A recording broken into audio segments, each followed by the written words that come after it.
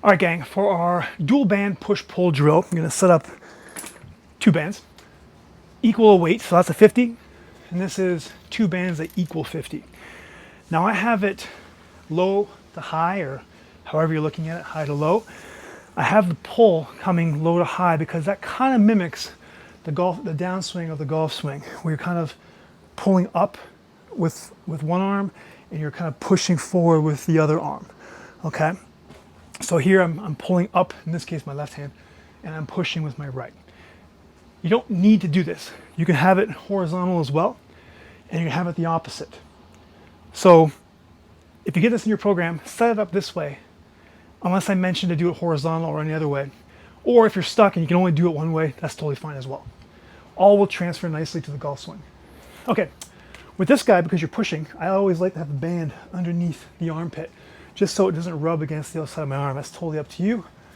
Obviously at the gym, you can use a cable machine or a Kaiser if you have it. Those are great. I'm gonna find kind of the middle where I have a little bit of tension on both bands. I'm getting into a split stance position. Now look at my left hip. Right now it's kind of open towards the camera. When I get ready to go, I'm gonna pull my left hip back. So now my belt buckle is facing, or my hips are square to the wall in front of me.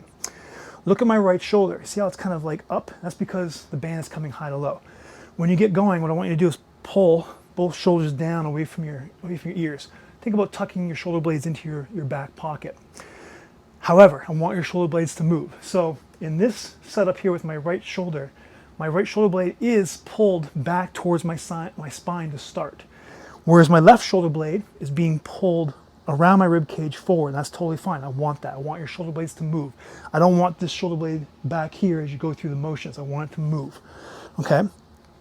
So when you get going here and you go into your pressing, make sure your shoulders stay down throughout the entirety of the drill, and you let your shoulder blades move, because this arm is going to push forward, and that shoulder blade is going to wrap around rib cage.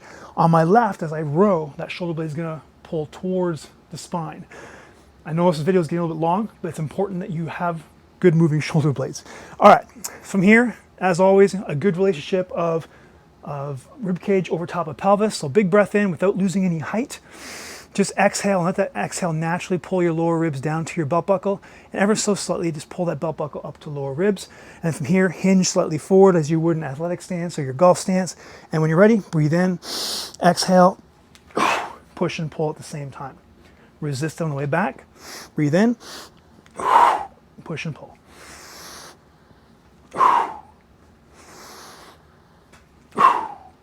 Just maintaining or making sure, always check in, make sure the shoulders are down, okay, and you maintain that good stack position.